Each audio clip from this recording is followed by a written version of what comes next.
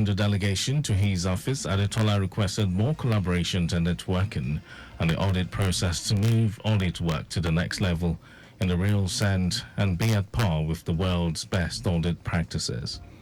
Adetola assured the executives of certified forensic investigation professionals that the office will continue to ensure adequate training and retraining of auditors. The visiting executive members were led by the country director Nigeria and head of the team Stacey Nwodo and global vice president of the Forensic Institute Damilola Fagburu.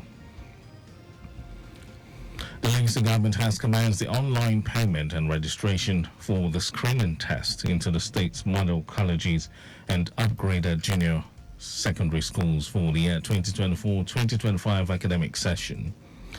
Director, Lagos State Examinations Board, Adebayo Orusholu, in a statement informed the general public, especially parents, guardians and school owners, that the payment and registration for the entrance examination into the 16 model colleges, upgraded junior secondary schools has commenced and it will end on the 11th of May 2024.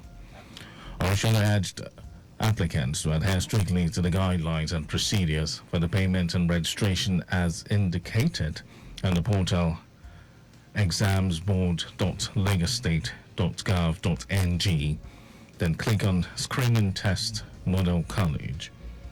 He also stated that only primary 6 pupils of public and private schools are eligible to register for the test at a sum of 10,000 naira per candidate, while assuring the applicant of a stress-free and seamless registration process. Orusholu stated that the entrance examination will be conducted through computer-based tests at various designated centers across the state from May 28 to 31, 2024. President Bola Tinubu has appealed to members of the National Assembly to exercise restraint in summoning heads of ministries, departments and agencies before parliamentary committees. The president made the appeal while speaking at the breaking of the Ramadan fast in Abuja alongside the Speaker of the House of Representatives, Tajuddin Abbas, and the leadership of the House. Tinubu noted that while oversight is essential for maintaining transparency and accountability in governance, excessive summoning of officials can disrupt operations and hinder service delivery to citizens. Expressing confidence in the ability of the National Assembly to uphold good governance, Tinubu applauded the existing cordial relationship between the executive and the legislature. And now to the rest of the stories. President Bola Tinubu has banned ministers, heads of agencies and other government officials from embarking on public-funded foreign trips.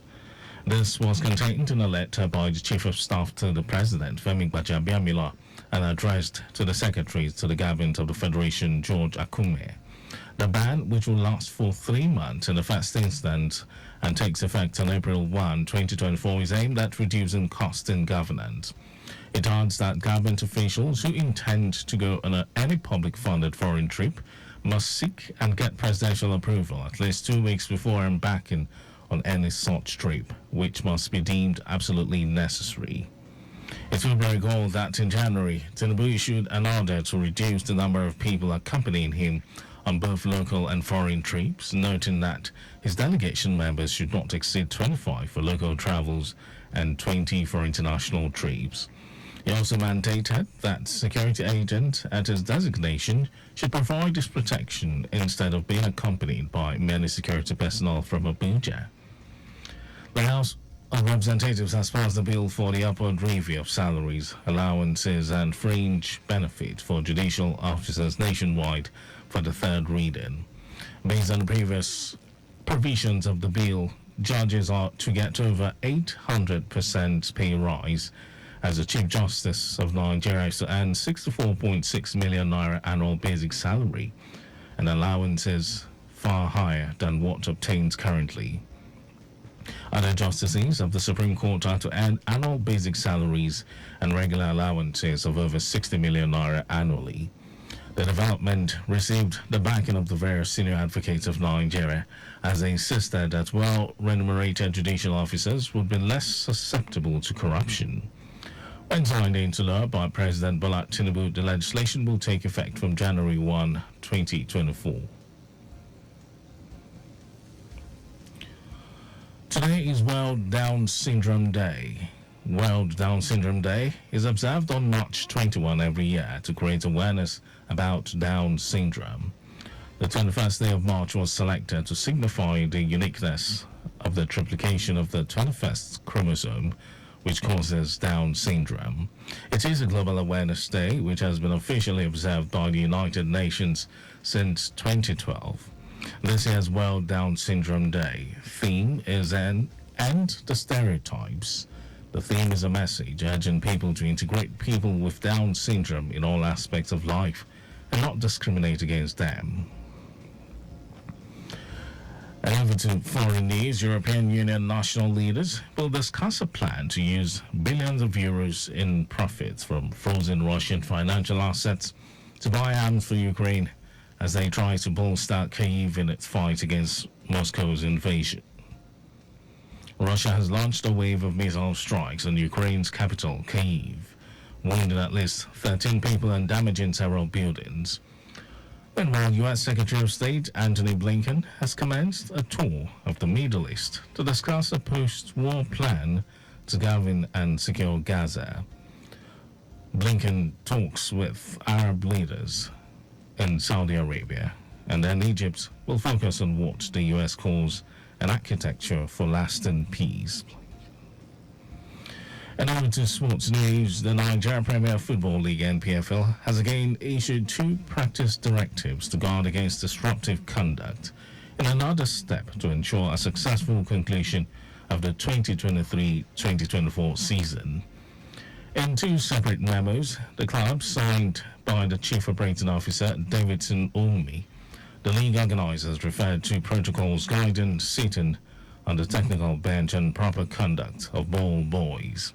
Frowning against observed deviation from the established protocol, the memo noted that the technical bench is a reserved area strictly designated for substitute players, coaches, and backroom staff with defined roles to play in the course of a match. The memo warned that clubs' chairmen and general managers must refrain from sitting in the technical bench during matches. The NPFL also called for a halt to the growing trend of untoward behavior of ball boys who disrupt the flow of matches, and that a fine of 1 million naira will be imposed on erring clubs. That was our news at 12. But just before we go, ensure the registration mark on your vehicle is clear and visible at all times.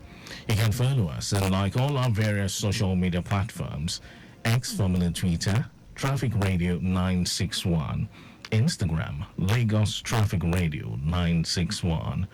Watch us live on Facebook, Lagos Traffic Radio 96.1 FM, and on YouTube.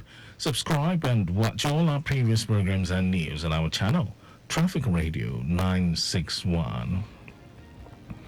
Did you know that the Sanwo-Olu administration provided 450,000 pupils with e-learning devices? Well, you can get more details on the Lagos State Government website. And to end the news, here are the highlights of the major stories. Lagos State Acting Auditor General Muyiwa Adetola has hosted the executive members of the Institute of Certified Forensic Investigation Professionals Nigeria, who were on a courtesy visit to his office at the Secretariat Alausa Ikeja.